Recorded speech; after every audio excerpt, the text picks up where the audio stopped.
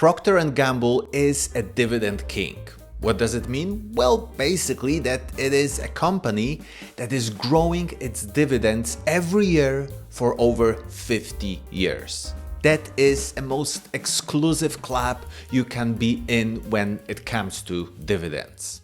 And today we will not only concentrate on the dividends, but we will analyze the company to see is it a good investment? Because maybe dividends are just not enough to justify buying Procter and Gamble. And this company is massive. It is operating in 180 countries. It has 65 individual brands like Ariel, Mr. Clean, Pampers, Always, Puffs, Gillette, Braun, Oral-B, Head & Shoulders, and many, many more top brands. So let's start with finding out who owns this company. Individual insiders, that is an X. It is only 0.07%. And we would like to see a number over 2%. And the reason we want that number to be high is the fact that if the management has a lot of shares, then we pretty much know that they will take good care of the shareholders. And are individual insiders buying recently? That is an X. There are only sales from individual insiders in the last year. And do super investors own this company? That is a check. 9 super investors own the stock, including Terry Smith, Thomas Russo, and one and only Warren Buffett. And are super investors buying right now? That is an X. In the last quarter, they bought less than 2,000 shares and sold over 250,000 shares. So not only insiders, but also super investors are selling in the recent months.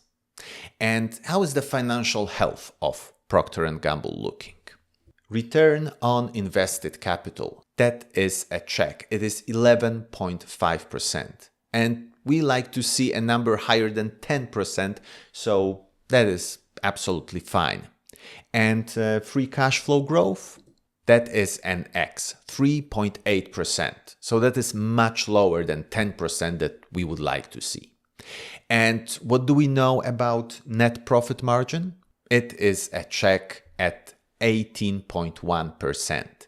And the sector median is 4.2%. So they have an incredible pricing power. They are using the brands that they own in a very smart way to have a big market share and at the same time have great margins. And now let's take a look at the shares buyback. It is a check. In the last 10 years, they bought back 13.4% of the company's share. So that's really nice. And the debt, it is also a check. It would take them under 2 years to pay the debt with a current free cash flow. The dividend yield is 2.5%. So at the current time, you get $3.65 per every share. But with a company that is paying and growing dividends for over 50 years, we really have to see how sustainable this trajectory is. So let's take a look at the payout ratio.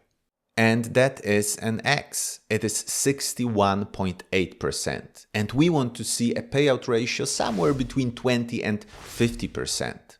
So the fact that it is so high means that at some point they may have to think about slowing the growth of the dividends, because it is hurting the growth of the company, and at some point it may become unsustainable.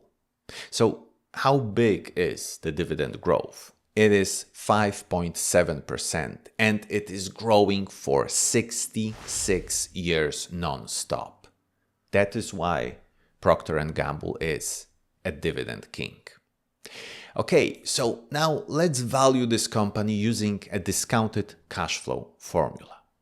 But Before we do that, I would really appreciate if you could press the like button, because that tells YouTube that this video is actually not that bad and maybe some other people could see it. So thanks a lot.